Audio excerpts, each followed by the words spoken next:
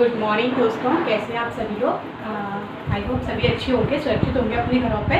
तो स्टार्ट करते हैं हम आज का अपनी क्लास को। और आज का जो हमारा टॉपिक है वो है लद्दाख द्वारा विरोध का क्या कारण है। मतलब जो लद्दाख, जैसे कि आप लोगों को पिछले कुछ दिनों में मैंने आपको पढ़ाया था कश्मीर के बारे में, जम्मू एंड कश्मीर के बारे में, कि वहाँ पे क्या डिलिमिटेशन हो रहा है, उसके बारे में मैंने आपको पढ़ाया था। उसी तरीके से अब लद्दाख में भी लोगों को चिंता सताने लगी कि जब कश्मीर का डिलिमिटेशन स्टार्ट हो चुका है तो लद्दाख को क्यों नहीं, किसी वजह से लद्दाख को क्यों नहीं सुनाया था। लद्दाख के लिए कोई भी किसी भी तरीके की शासन को सुचारू रूप से चलाने के लिए कोई भी बात क्यों नहीं की जा रही है। ठीक है, तो इसी रीज़न को लेकर लद्दाख में भी अब लोगों का विरोध शुरू हो गया। अब वो क्या विरोध है, क्या कारण है, वो आज हम आपके साथ डिस्कस करते हैं। ठीक है, बात है 5 अगस्त 2019 की।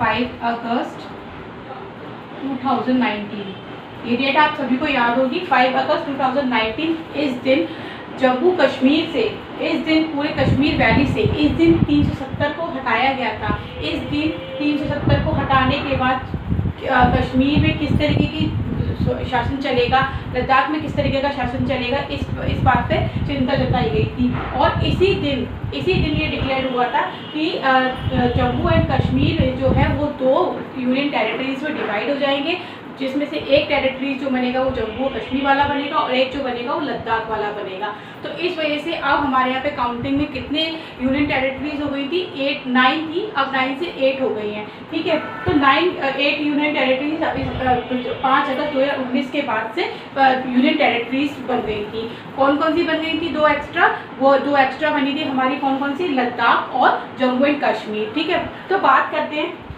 जैसा कि आपको पता है जो बात उठी थी वो किसके वो कारण थी, आर्टिकल 370 के वजह से। आर्टिकल 370 हटने के बाद लगातार वहाँ पे गतिविधियाँ चलती रहीं। क्या गतिविधियाँ चलती रहीं वहाँ पे? ये गतिविधियाँ चलती रहीं कि वहाँ के लोग इस चीज़ का लगातार विरोध करते रहे। कश्मीर वैली वाले विरोध करते गए, लद्दाख वाले विरोध करते रहे, लगातार यहाँ पे विरोध होता रहा। अब पिछले कुछ दिनों में मैंने आपको पढ़ाया था कश्मीर के लोगों को, कश्मीर के नेताओं को, वहाँ की जो 8 पार्टीज हैं उनके नेताओं को केंद्र सरकार ने, मोदी जी सरकार ने अपने दिल्ली में बुला के उन लोगों के साथ बातचीत की थी। और वहाँ पे उनको बताया गया कि जम्मू एंड कश्मीर में क्या स्टार्ट कर दिया गया, वहाँ पे डिलिमिटेशन स्टार्ट कर दिया गया। जल्दी वहाँ पे उनका स्वशासन होगा, जल्दी ही वहाँ पे विधानसभा बनेगी, जल्दी ही वहाँ पे क्या होगा, वहाँ पे एक असेंबली, वहाँ की खुद की असेंबली बनेगी और वहाँ पे विधायक चुने जाएंगे और वहाँ का प्रोसीजर चालू हो जाएगा।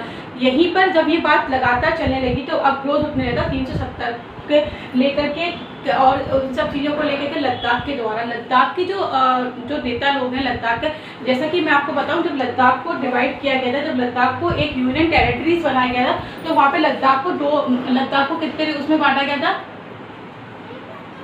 लद्दाख को बांटा गया दो क्षेत्रों में, 2 डिस्ट्रिक्ट वहाँ पे बनाए गए। एक बनाया गया था लेह, एक बनाया गया था हमारा कारगिल। ठीक है, 2 डिस्ट्रिक्ट में बांटा गया, लेह तथा कारगिल। जैसा कि आपको पता है लेह हमारा क्या है, लेह वो डिस्ट्रिक्ट है जो पूरे देश में सबसे बड़े डिस्ट्रिक्ट पे काउंट किया जाता है, वो है हमारा लेह। और कारगिल एक छोटू सा पार्ट कारगिल बना रखा है। तो मैं आपको बताऊं, जो जैसे लेह और कारगिल बनाया गया और जो जम्मू और कश्मीर का डिवाइडेशन हुआ था वो 2 में हुआ था, एक जम्मू में और दूसरा हुआ था कश्मीर में। ठीक है, जम्मू और कश्मीर में। अब जैसा कि आप लोगों को मैंने पहले भी अपने लेक्चर में बताया था कि कश्मीर में जो बाहुल्य है वो किस चीज़ का बाहुल्य है, वहाँ पे ज़्यादा संख्या में मेजोरिटी में क्या है, मुस्लिम्स हैं। ठीक है, और यहाँ पे मेजोरिटी किसकी ज़्यादा है, हिंदू की ज़्यादा है। इसी तरीके से मैं आपको बताऊं, जो लेह वाला पार्ट है, लेह वाले पार्ट में जो मेजोरिटी जो आती है लेह का, जैसा कि आप लोगों ने, आपको अगर रिमाइंड हो रहा हो, जो मैप में आप देखते हैं लेह वाला पार्ट क्या, मोस्ट हिल्स वाला जो पार्ट है वो कौन सा पार्ट है, वो है लेह वाला पार्ट। जो लेह वाला पार्ट है वहाँ पे ज़्यादातर बाहुल्य क्या है, वहाँ पे बुद्धिस्ट है, यानी कि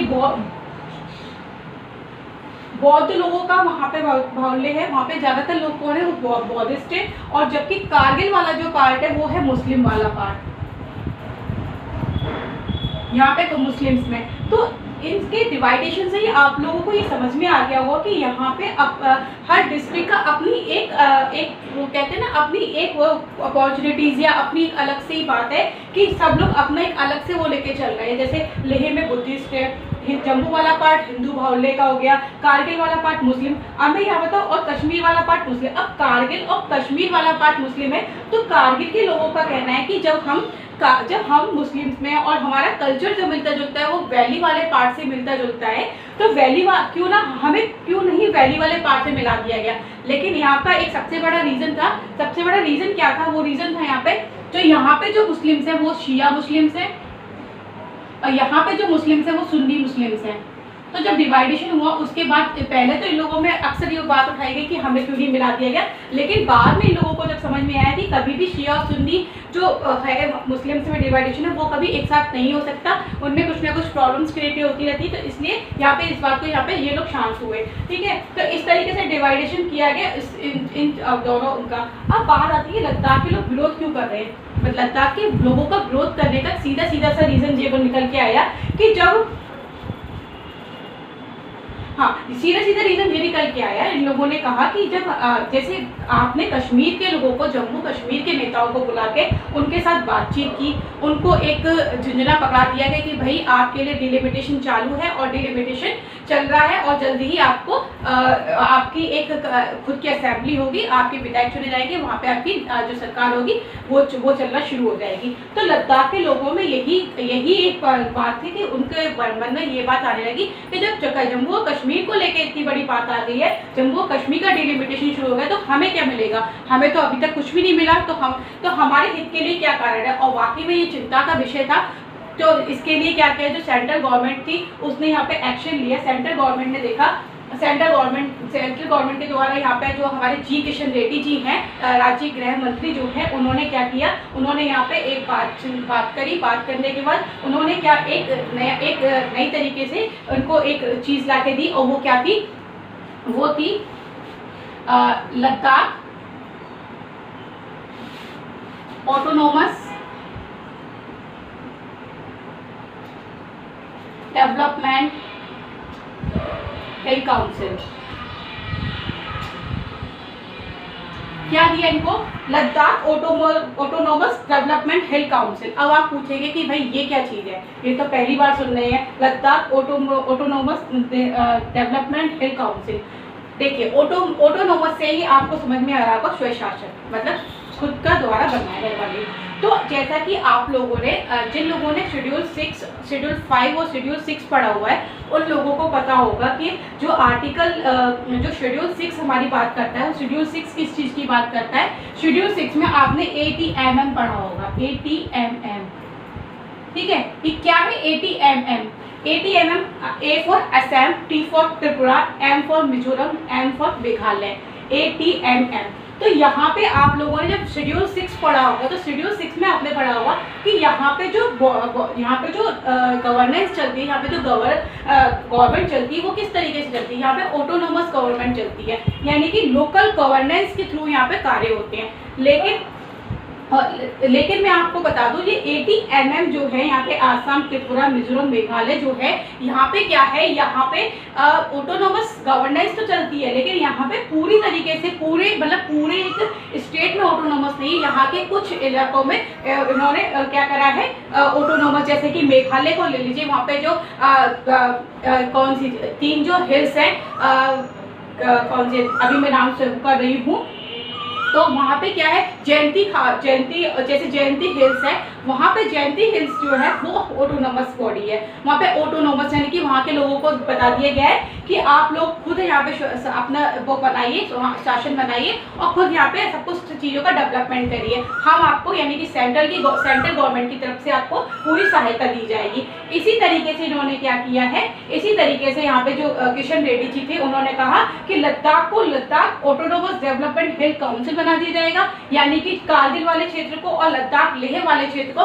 दोनों को ऑटोनोमस हिल्स काउंसिल बना दिया जाएगा और इसके बिहाफ पे आप लोगों को पूरी एक तरीके से आपको पूरी तरीके से सब खुश करने के लिए इन्होंने ये दे दिया कि आप ऑटोनोमस बॉडी ऑटोनोमस गवर्नेंस बनाइए, यहाँ पे आप अपने अकॉर्डिंग यहाँ पे सरकार चलाइए, आप यहाँ पे खुद ही मतलब जो खाली पद हैं उनको भरिए, यहाँ पे जो भी पोस्ट खाली है, जैसे इंजीनियर की पोस्ट खाली है, डॉक्टर्स की पोस्ट खाली है, गवर्नमेंट के किसी उसकी पोस्ट खाली, तो आप वो खुद भरिए और इसके लिए हम आपको पूर्ण सहायता देंगे। इसके लिए इन्होंने क्या कहा, जब आप ऑटोनोमस बनाओगे तो ऑटोनोमस किस तरीके की बनती है, देखिए 2 तरीके की होती है सरकार। जैसे कि आप लोगों ने सुना होगा, जैसे स्टेट में क्या होता है, पंचायत चलती है और नगर पंचायत चलती है, नगर पालिका चलती है।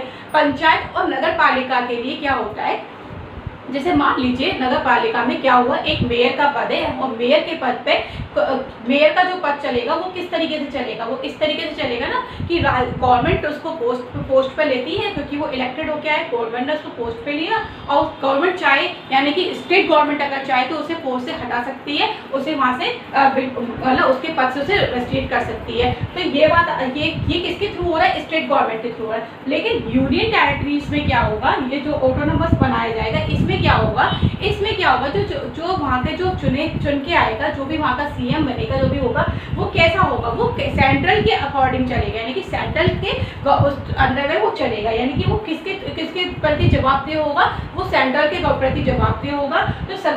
तो सेंट्रल गवर्नमेंट ने यहाँ पे कहा कि आप चाहो आपको हम ऑटोनोमस हिल्स का वो देते हैं, तो आप अपनी सरकार को खुद बनाइए, खुद स्वशासन चलाइए और आप ही देखिए इस चीज़ को कि वहाँ पे किस तरीके की पोस्टों को फिल करना है, किस तरीके से वहाँ पे डेवलपमेंट करना है। और इसके लिए हम आपको इन्होंने जो बजट पेश किया उनके लिए जो वो किया 250 करोड़ प्रति इन्होंने डिस्ट्रिक्ट इनके लिए तो बजट पेश कर दिया कि आप ये लीजिए आराम से, ये आपके लिए पूरी तरीके से है, आप खुश रहिए, खुशहाल रखिए। और इस तरीके से इन्होंने यहाँ पे क्या दे दिया, Ladakh autonomous development health council.